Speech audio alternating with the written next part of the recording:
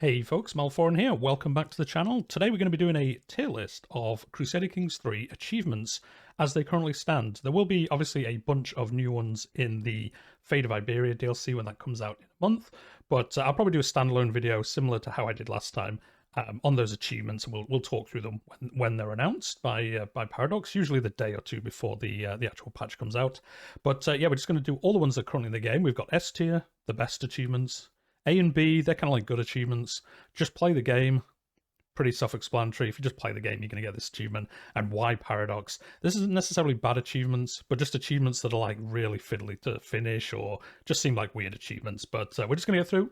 Let me know what you think. Leave a comment down below. Maybe what's your favorite achievement? What's the one you had most fun doing? What's the one you hated doing? And yeah, we'll have a little chat about it. And let me know if I'm horrendously wrong or definitely correct in my tier list. And again, this is my tier list. What I think from having done most of these. I will leave a link to some of my playlists in the description down below. I have done a few of these, well, more than a few, quite a lot of these on the channel as live stream campaigns. So yeah, if you're interested, you can give those a watch. But we're just going to get straight to it. And we're going to start with Death Do Us Part. I've got them in the order here. Death Did Us Part even. Murder Your Spouse. I mean, that's really just play the game. You just, I mean, I suppose you don't just play the game. You'd have to intentionally murder your spouse for some reason, but again, it's just play the game, really. It's not a cult, is this one. One thing I will say before we continue is the art, as always, is amazing. Even for the achievement icons, always really, really good. So yeah, we're on to It's Not a Cult. Create a Faith. I mean, that's kind of B tier. It's not that hard. You basically just need to get the requirements and play the game, really. But it's a bit higher than just play the game. You've actually got to put some effort into it. Until Death Do Us Part. Oh yeah, this is the other half of this. This is obviously getting married, and this is murdering your wife or husband. This is literally marry another character. If there was one other tier of like, how do people not have this achievement? I'd probably have that at the bottom because literally, if you played the game, how have you not got this achievement? A House of My Own. Create a cadet branch of your dynasty. B, it's like okay to do, but a lot of these early ones are just like, just play the game and you get it. But you actually have to create a cadet branch through decisions. You have to actually have enough prestige and stuff like that to do it. So it's a tier above just playing the game. Above God, have a strong hook on your head of faith. Yeah, this is going to be B. A lot of these early ones are going to be Bs because they're just kind of like generic-ish achievements. Almost there, as Almos Apad. Form Hungary and convert to Catholicism. I'm actually going to put this as an A tier because it is actually pretty fun to do this one. It is quite an easy achievement because if you play as him, there's a lot of decisions early in the game that basically let you do this really, really easily. But it is a fun one. I like these. The ones like this are good for like a stepping stone on a new campaign. You can start doing this, get the achievement, and then you'll have fun carrying on from that point. So I will put it a step above B. That's going to be an A tier. Dreadful Ruler, have the maximum amount of dread.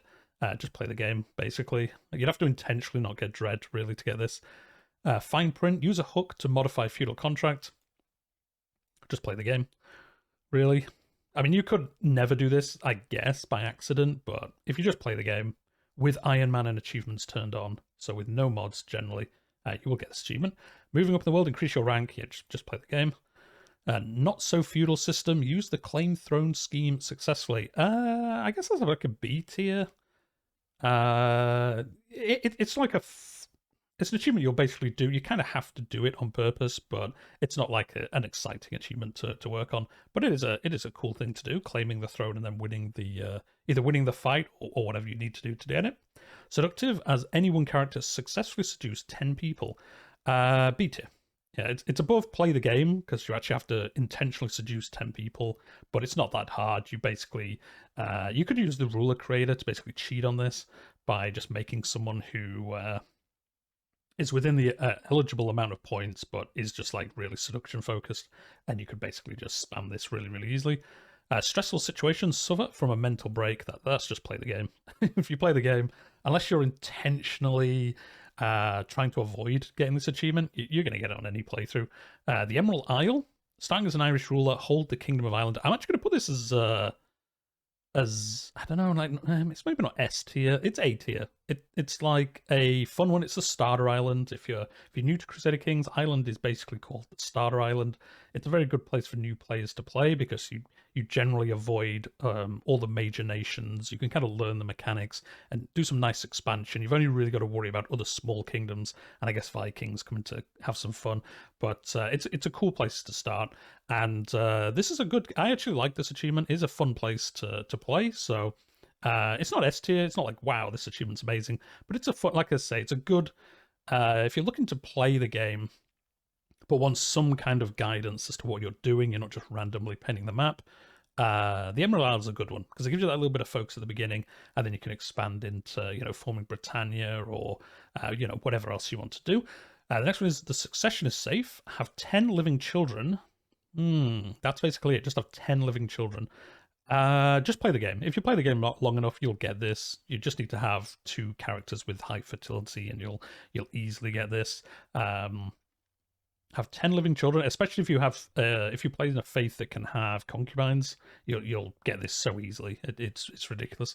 The things love does for us. Have a lover save you from a murder attempt. I'm gonna put that as a B tier. You have to put some effort into this. Again, you can kind of cheat by using the ruler creator.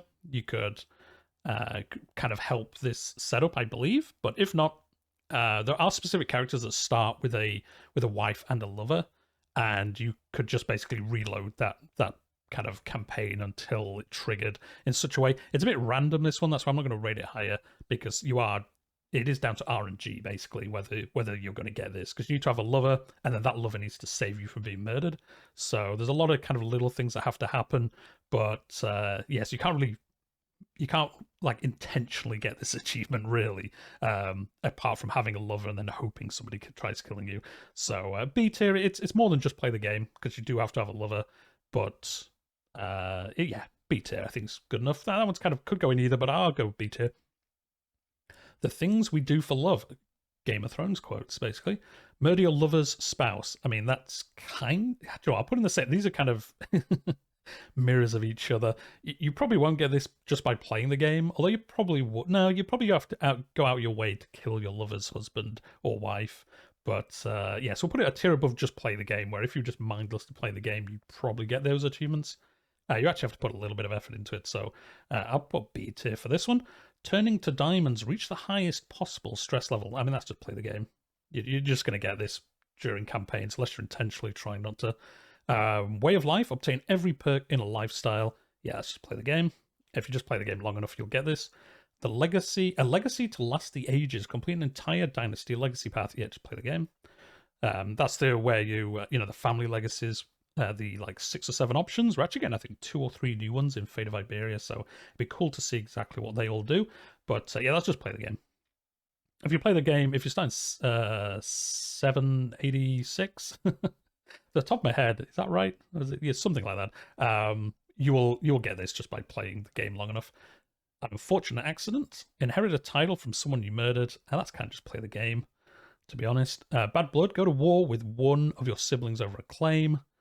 I'll put this a B tier. Again, if you just play the game long enough, you probably would get this in the end.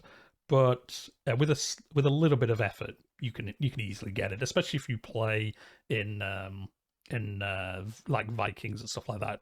I think one of the starting points of the Vikings, you can get this almost immediately. So we'll put that as a B tier. Celebrity reach the highest possible level of fame. Yeah, that's just play the game, basically. Followed by the shadows. Know 10 secrets simultaneously. That's almost just play the game. If you played an intrigue character, you would just get this probably, but with a little bit of effort, it is way easier. So we'll put it in here. It is just play the game, but it's probably 1 tier above that slightly, because with a little bit of effort, like I say, you can get this one pretty easily. For the faith, take part in a successful Great Holy War or on either side. That's just play the game. Well, do you know what? If you're playing as a Catholic ruler, it's probably harder than that, as we all know. But if you're playing as like the Abbasids or someone like that, then you're just going to get this straight away. It's so easy to defend the Crusades usually, but well, there you go. We'll put it in just play the game, to be honest. Franco Cretaceous. I'm awful at pronunciation. So, as a Frank Catholic, hold and completely control the kingdom of Thessalonica without being vassalized by the Byzantine Empire. This one's pretty fun, actually. I'm going to put it as not S tier, A tier, I think. It's a fun one, but we are getting to the point where you actually have to put some serious effort into some of these. So this was a good one. It's not amazing, but it is pretty fun. You have to, obviously you're playing as a French Catholic. You've got to make your way over to the Byzantines and then obviously beat the Byzantines. Or I think to do this, you can join the Byzantines, then get independence, and then you can complete it that way. So there are a few different ways. It's not the best one, but it is pretty fun. Going places as Heistine in 867, everyone's favorite character. Hold any kingdom tier title. I mean, I'm gonna say that's B because it is pretty easy. It is pretty fun though, but at Heistine, it's kind of cheat mode to be honest at the beginning of the game. He is actually a cheat mode for a lot of the achievements later on as well. So, no, I'll put it as an A tier. It's one above these. These are ones that generally you can just do with a little bit of effort. Yeah, do you know what? No. It's going to be B tier. You can generally do with a little bit of effort. You just do a Varangian adventure, or you can just invade Brittany immediately and just take it. Yeah, no, it's B tier. Because you can just attack Brittany and take it straight away. Keep it in the family. Have a child with an inbred trait. That's just play the game, really. You're probably going to accidentally get this at some point, just playing the game. If you're like me and sometimes don't pay enough attention to who you're marrying your children to, they could get this. That's just play the. If you play the game long enough, you'll just get this. Know your place. Defeat a faction in war. Yeah, that's just play the game. Just defeat any faction and you get this. The Land of Rus. Starting as Rurik the Troublemaker in 867. Lead your dynasty to rule the Empire of Russia. This one's really fun, actually. And it's actually, I think, harder than it's flagged. So I'm looking through the Crusader Kings 3 wiki for these, and they do have a ranking of how hard they are. I think this was actually harder than it says because you have to be careful with rebellions in this one. I did do this as a live stream campaign. There'll be a link to it in the description, or it's on the channel anyway. And I remember we made this one like right at the end. As soon as we formed the Empire of Russia, we actually had like 3 rebellions happen, and I lost it. But I had it long enough to trigger the achievement. So, but this one's really fun actually. I'm gonna put this S tier. I think this one's a really fun achievement. It's a fun area of the map to play.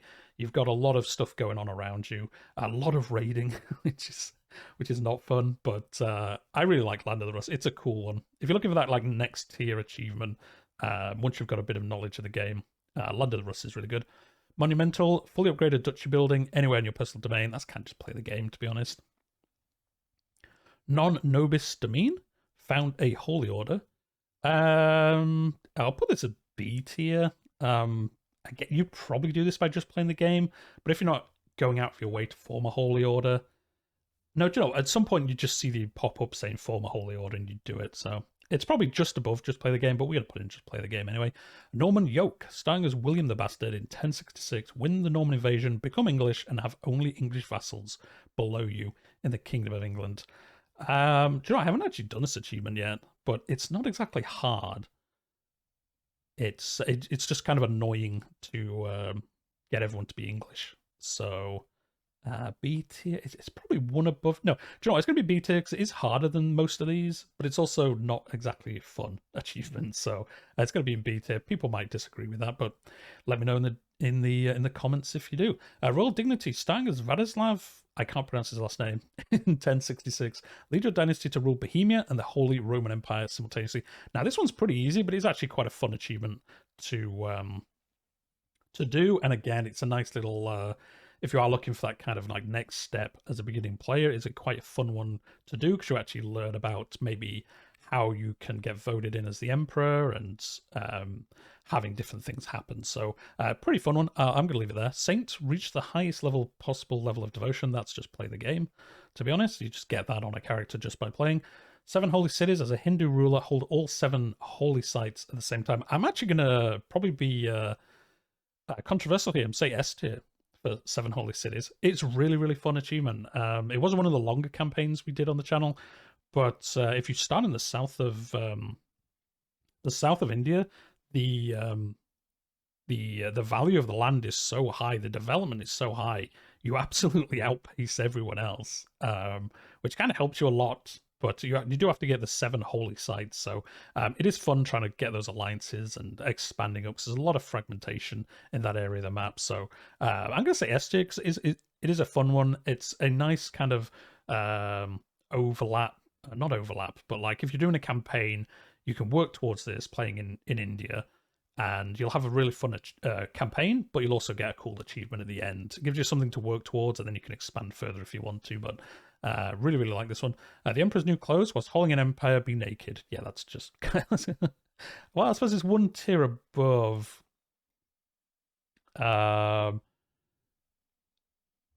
It's probably one tier above just play the game, because you do have to become an emperor unless you just play as an emperor immediately, which I'm not counting. If you can just do these achievements just by starting as a specific character, unless it's like focused on that specific character, I'm not kind of taking that into account. If you can just literally load in as like the leader of the HRE and then click convert to Adamite, and then you immediately get the achievement, yeah, you can gamify it that way. But I'm gonna say B. This is if you're just playing as like a count or a duke when you start, and then you've got to get an empire, and then you've got to be naked. It's above just play the game, because you do actually have to, I guess, do this. Although you could get it just by playing the game if you accidentally converted to Adamite or something like that. I'm gonna say B though. It's all right. Trapped in the Web, have strong hooks on 3 direct vassals. Yeah, B. It's above just play the game, because if you're just playing normally, you probably wouldn't have strong hooks on 3 vassals. But it's not exactly a fun one. It's one tier above just play the game, but only just. A name known throughout the world. Have your dynasty reach the highest level of splendor. That is just play the game. It's not hard to do, but if you start in the earliest time frame as even a relatively well-known dynasty, you'll get this by the end of the game. Al-Andalus, starting as an Iberian Muslim, control all of Iberia and take the Avenge the Battle of Tours decision. This one's definitely going to the top. Now, there seems to be a common theme here. If the achievement has a map with an icon on it, it's a good achievement, generally. Generally, that looks like the rule. Yeah, this one's really, really fun. Again, I'll leave a link to when we did it on the channel. This one's a really fun achievement, so it's just going S tier. It's really, really cool campaign, and then the decision itself is really good as well. So, and obviously this one will change. Well, it won't change, but it'll be interesting to see how easy or hard it is once the Fate of Iberia flavor pack comes out, because it's going to change obviously how a lot of Iberia works. Beacon of Progress, have a culture unlock all innovations. Yeah, let's just play the game. Again, kind of like this one, if you start the earliest time frame, you'll get this without having to even think about it. Blood Eagle, starting as any child of Ragnar, conquer all of the British Isles. I'm going to say that's A tier. I don't know, it's quite fun. S tier? Yeah, do you know what? It's going to be S tier. It's kind of similar as these ones, I suppose. It's just a different icon. Because yeah, it is S tier. You'll have a really fun campaign playing as this, and it's not super easy, but it is relatively easy. If you're like competent at the game, you'll get this achievement, and you start in the earliest time frame, so you've got the entire campaign to take over the British Isles. But it's pretty fun, and maybe A tier. Again, let me know in the comments if you move it down or up. S tier, just because I think is a fun campaign, and it's a cool achievement. End of an era, play till 1453. That is literally the definition of just play the game. From rags to riches, starting as a count, lead your line to rule an empire. That is just play the game. To be honest, if you just played the game long enough, you would get that without too much of an issue. What we got next? Give it a bone. Starting as Matilda to Canossa in 1066, lead your dynasty to rule the Kingdom of Italy. Have at least 50 living dynasty members and found a holy order. This is playing as Duchess Matilda, so obviously it's a meme. She's everyone's favorite character. I'm gonna say A tier. I haven't actually done this one yet. This is one of the ones I do want to do on the channel in the future, because it's just a fun place to play in Italy, especially in 1066. You've got the Holy Roman Empire and things like that. You've obviously got the Crusades as well, and have at least 50 living dynasty members. I mean, that's just, you'll just get that from playing the game, basically. But you got to rule Italy and found a holy order. But you only have to start as them, so it's A tier. It's above B tier, I think, but it's not like, wow, this is an amazing achievement to play. I'm gonna put that in A tier. Kings to the 7th generation, starting as Count Eudes Capet of Anjou in 867, lead your dynasty to rule France. I'm gonna put this as A tier. Yeah, A tier. Again, this is one we've done on the channel. Really fun campaign, actually. You start in 867, so it's again another good one to launch a longer campaign from. Gives you that short-term goal of forming France, and then you've got to, then you can do a lot of other things. Take over Britannia, fight off the Hispania coming up into France and stuff like that. So I'm going to say A tier. It's almost S tier. Would you want tempted to put in S tier? No, we'll put in A tier. It's really fun, but you are playing in France, so loses a point for that. Last count, first king. Stanger's Duke Nuno of Portugal from Portugal. A tier. Maybe no, A tier, because yeah, again, this one will change as well with the new DLC, because obviously a lot of stuff in Iberia is going to be probably harder to do, but yeah, just start as Nuno. You form of Portugal, and you form Portugal. This can be quite difficult depending on how well the Islam nations around there are doing, and they can obviously make it very, very hard for you to do. So yeah, I'd probably put it here. It's okay. It's almost B, but we'll put it in A tier for now. Paragon of Virtue. Have 3 or more virtuous traits. That's kind of just play the game, to be honest. That's just by chance. I mean, you can, with the mechanics, kind of make this more likely to happen, but we're going to put it in, just play the game, really. Prolific, have 100 living dynasty members. Yeah, let's just play the game. I mean, you can intentionally try do this, but if you just play the game long enough, you're probably going to get Prolific without too much trouble. Reconquista, starting as an Iberian Christian, convert all of Iberia to Christianity. This is the opposite of this, so it's going to go next to it. This is conquering it as Islam, and this is basically conquering it as Christianity. And again, it's going to be interesting to see in Fate of Iberia how that's going to change. That might even get it even better, like S tier, whatever. What is better than S tier? S plus tier is going to be up here, I think. Sibling rivalry, starting as any of the Jimena siblings in 1066 become Emperor of Spain. Now, this one is really, really fun. Let's go into S tier. Again, this is one we've done on the channel. It was a really cool campaign. And yeah, because you've got to basically fight off your brothers and take their kingdoms and then take on the rest of Spain. And again, it's going to be affected by the changes in Fate of Iberia. It's kind of funny, all these are Spain related. People ask why Fate of Iberia is in, why that flavor pack is in Iberia. I mean, maybe this is why, because this is also Spain related. I've never noticed that before. There's a lot of Spain-related, Iberia-related achievements in the game. I never even noticed that. That and Thessalonica, there's a lot for some reason.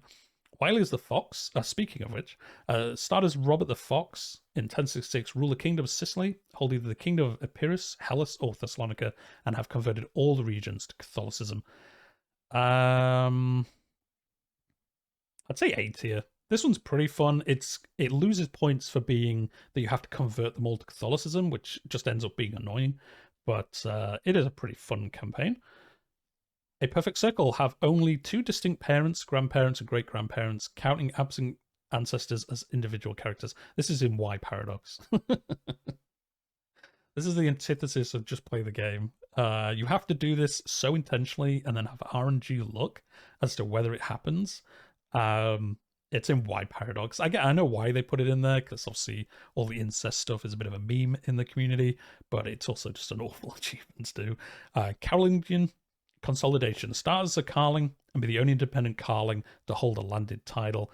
I haven't actually done this achievement. This is ones I do need to do at some point on the channel, but I'm going to say... because I haven't done it, I'm just going to put it in B tier. Let me know what you think. If you've done this achievement, where do you think it should go? It sounds like it isn't that hard, but it also sounds like it could be a little bit annoying. I suppose it's 1 tier above these ones, which are generally like you can do these with just a little bit of effort. So we'll put it in A tier. Let me know if it should go up or down. Like I said, I've not done it myself, so I'm not exactly sure exactly where it should go. Mother of us all, starting as Dura, reform an African pagan faith, covered all counties Africa to it. This is an achievement that took us like 3 attempts on the channel, and we did eventually achieve it. I'm gonna say, do you know what? I'm gonna put it in S tier. It is a really good one. It's also one of the most infuriating achievements to do because you have to convert everywhere to a you have to reform a pagan faith and have everywhere in Africa converted to it. Now, funnily enough, a lot of people don't know this. You don't actually have to own all the land in Africa to do this achievement. You just need all the lands in Africa to be a reformed pagan African faith. So you don't actually have to own all of Africa. You just have to have all counties converted to that faith, which generally is easier if you do own it all, which is how we did it. But there's a lot of RNG as to whether you can convert places quick enough before the time runs out and all that stuff. So I'm going to say S tier because it is one of the long form achievements that is you really have to think about it. It almost loses points for being annoying, but I'm going to say S tier. Rise from the Ashes, restore the Roman Empire. Well, I mean that's got to be S tier. We've all played Crusader Kings. We know why we play this game. It's to reform the faith. There we reform the restore the Roman Empire. Even what nepotism? Have your dynasty ruled 10 independent realms or at least kingdom tier simultaneously? I'm gonna say A tier. Was it B tier? No, do you know what B tier? It's almost what it is above just play the game. But if you do play it from early enough and then just play the game and you do well in it, it's not that hard to do this because once you become an emperor, you can basically just no, actually no, we'll put it in A tier. So the easy way to do this is to become an emperor, collect a certain amount of 10 realms, 10 kingdom titles, and then pause the game and then just grant them to people in your dynasty and then make them independent at the same time. I actually did this achievement at the same time of Mother of Us All. We finished Mother of Us All, and then obviously there's a bunch of kingdoms in Africa. We just gave these away at the end of the campaign, and we got what nepotism just by giving them away and making them independent at the end of the campaign, and we got this. So you can kind of couple this with a couple of the different achievements as well. There's some of the others like these ones. Basically, all the S tier ones you can do what nepotism at the same time. When you finished it and you finish your campaign, you're like, okay, I'm going to start a new campaign. Just give away all the titles to people from your dynasty and make them independent, and you're good. Right, we're on to the Northern Lords achievements. These are the first, obviously, new achievements to get added to the game. First are the Crusader Kings, starting as a North Germanic of any kind. Participate immediately as an attacker in the First Catholic Crusade. I'm going to say B tier. Do you know, it's almost just play the game. Well, no, it's one above that because you do have to play as a North Germanic of any kind. You literally can't just play any campaign and you'll get this. You do have to start as that thing and then do a crusade, but it's not difficult. So it's going in B tier. Volva, starting and staying as a North Germanic Asutrian of any kind. Take the found witch coven decision. I'm going to say B.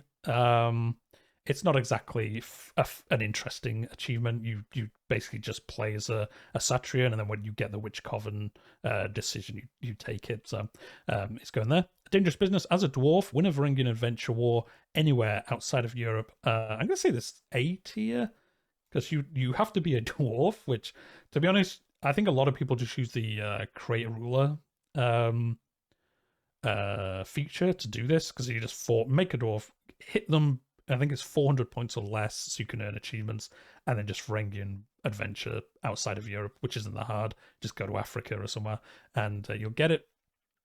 But if you're playing the game, if you're not trying to like semi-cheat to get this, it is actually quite hard to do because you have to obviously be a dwarf character and do the same requirements, which you can't really plan to be that easily. So, John, let's put it down here. There we go. So yeah, the B tier I'm going to say. Saga in the Stone, have your dynasty erect 100 runestones. That is going in. Why Paradox? I think when this first came in, you actually had to use an exploit to get this achievement. That's how hard it was. So it's going in Wide Paradox because you can't really work towards this. This is almost play the game in a twisted alternate universe style, because you can't have your dynasty erect 100 runestones. You can't do this on your own. You can't make them quick enough, I don't think, to actually get this achievement. So you've got to have a large dynasty, have those dynasty NPC characters do runestones as well as you doing runestones, and then hope you get 100 before the game ends. And it's awful. So it's going in there. Far from home, starting and staying as any North Germanic Sutran of any kind. Have your realm capital on any of the islands in the Indian Ocean region. You can do this as Heisteen, and it makes it really, really easy. But it is really, really fun. So it's going in S tier. It's like probably one tier below S tier, but it's actually a really fun achievement to do. Again, I've got a campaign on the channel where we did this. We ended up being in I think South India. Well, obviously it's in the Indian Ocean region, but we went to the south of India and then tried to keep our realm together over there. But you've basically just got to do that, and then you've got the achievement. But it's actually really fun. It's a fun one as well because it makes you play the game differently to how you would usually. I don't think most people would start as a North Germanic Sutran and then move, to India in that style. So yeah, we're going to do that. You could do this in a different way. You could basically just do a world conquest and then move your capital there, but it'd be a lot harder to do it that way. But you could do it that way, I believe. Vladimir's second choice, starting as a North Germanic Sutran of any kind, convert to any Islamic faith and convert all of Russia to any Islamic faith. This one's a fun one.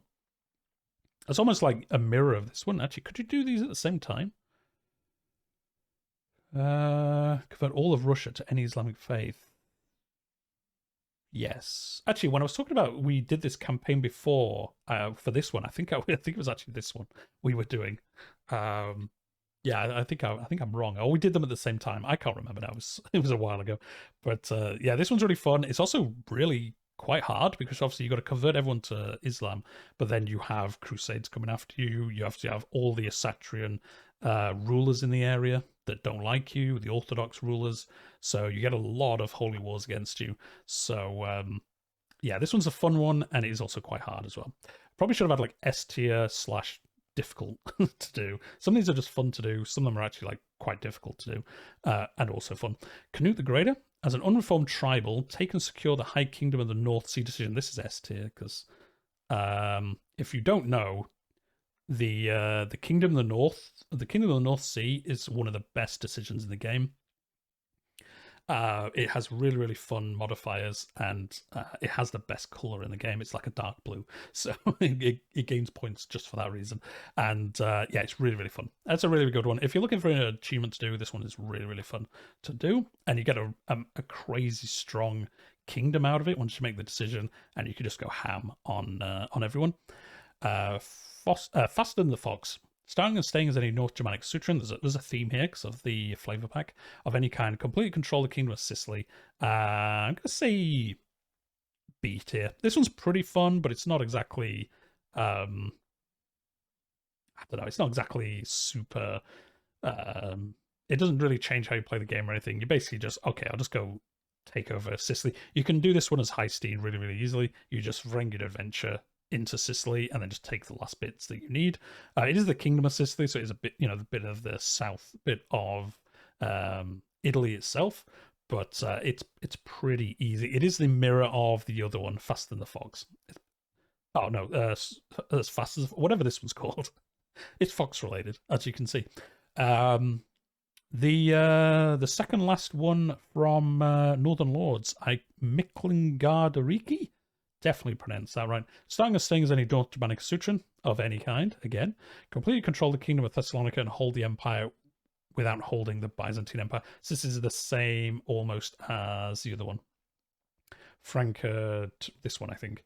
I'm going to say B tier, A tier, A tier. You do actually have to put some effort into this. And again, you're a Satrian, so you're probably going to get like a lot of holy wars and stuff like that from the Catholic rulers around you, or well, the Christianity rulers around you. So yeah, I can say it could almost go in any into B tier, I think, but A tier. Go on, let's go with that. And then King of all the Isles. This is going in Y paradox. Starting and staying as any North Germanic Sutran of any kind. Again, completely control everything in the islands, in the Atlantic, Mediterranean, and Mediterranean region without ever having land over 80 realm size. This is actually wrong. I think since one of the latest patches, you can actually do this.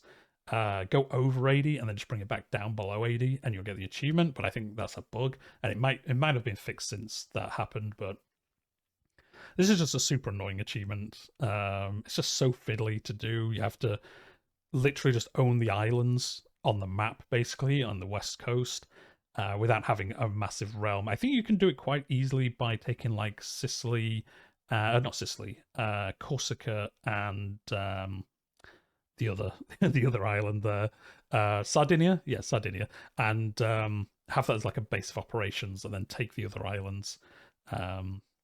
Doing it, but it's just so annoying to do that it's going in Y Paradox. And we're on to the latest ones from the Royal Court. So Patronage funds an inspired characters project and receive the end result. That is going in just play the game. You basically will just get this by being obviously you have to have a Royal Court, but you're going to get this pretty easily. Changing course, create a divergent culture. Let's go B tier. You probably won't do this just by playing the game. Well, you could do, but you'd have to want to make a divergent culture. So it's probably one above just play the game. Yeah, we're going to do that. Create a hybrid culture. Probably the same. Again, you probably not do this by accident almost if you just played the game.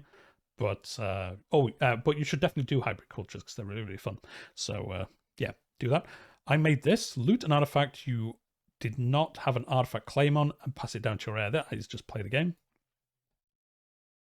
You get this just by raiding somewhere or sieging somewhere down, get an artifact, and then when you die, you'll get the achievement. Polyglot, personally know 10 languages. I mean, that's B tier. You have got to put some effort into it, but it's not exactly a fun achievement to do. I probably didn't at the beginning explain this well enough. It's not a tier, like, it is a kind of like how good is the achievement, but also like how fun it is to do the achievement. So I'm going to say B tier. You have to intentionally do this, but it's not exactly interesting. You need to do mechanics to allow you to know 10 languages and then actually learn them, but it's not exactly interesting. You can't really do much. Wait, people will like you more if you know 10 languages, but it's not exactly super interesting as an achievement. Brave and the Bold, starting as the PS in 867, rule Poland, adopt feudalism, and own a famed or illustrious rarity, regalia, crown, weapon, and armor. I'm actually going to put this as an A tier. It's actually a really fun one to do. Obviously, you're playing in Poland, which everyone always likes doing, and then you've got to become feudal. You've then got to have really high level weapons and stuff. So again, it's another cool one to maybe go on that next step after learning the game, especially learning Royal Court, and then it will set you up for a cool campaign because you have Poland, you're feudal, and then you're going to have a really cool set of armor and artifacts and stuff like that, which is going to help you because the modifiers on there. So, and then you can have some fun doing whatever you want to do afterwards. So yeah, it's going to go in A tier. Creme de la creme, reach the maximum level of court grandeur. That's probably just play the game, to be honest. If you owned an empire, you're probably going to get that without too much trouble. Hoarder, have an artifact in every slot in the infantry and Royal Court. That's just play the game, really. The amount of artifacts you get, if you start the earliest time frame, you're going to get this achievement without too much trouble. One of a kind, obtain an epic artifact from an adventure inspiration. Yeah, let's just play the game. That's just collecting them, really. The true Royal Court, as a vassal to an emperor, have a higher court grandeur than they do.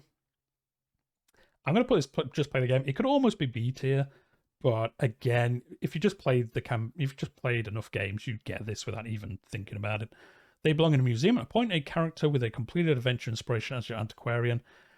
I'm just putting just play the game. You'd probably do this by accident. I don't think I've tried to get this achievement, but I have got it, I think, because just playing the game. A completed adventure inspiration, a character who has that has probably got really high learning, so they're going to probably become an antiquarian because you'll just see them in the list.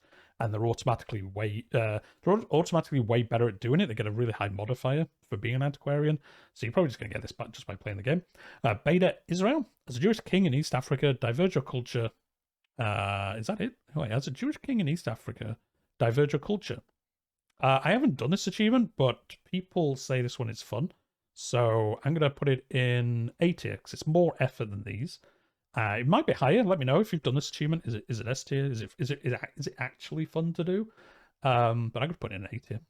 It looks like it'd be fun, and playing as a Jewish character in East Africa, I think, would be kind of interesting with obviously all the different religions around you. Botchampo, as a member of the Pugal dynasty, recreate the Empire of Tibet.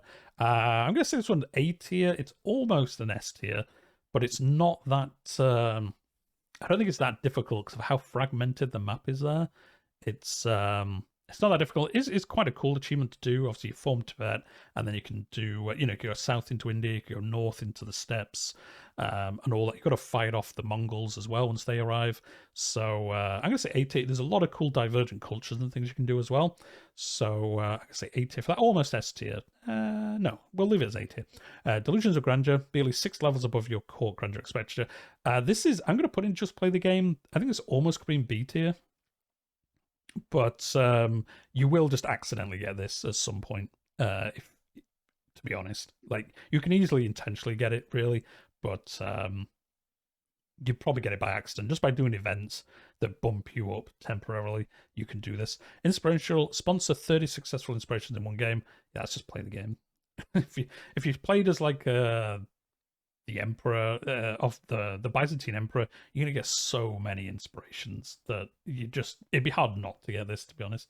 Rise of the Gurids, starting as the Duke of Gur in 867 or 1066, conquer the region of the historical Gurid Empire. I've not done this one yet, but it looks fun, so I'm gonna put it in A tier and let me know if I'm wrong. But I think this one looks like it would be fun, but I've not done it myself.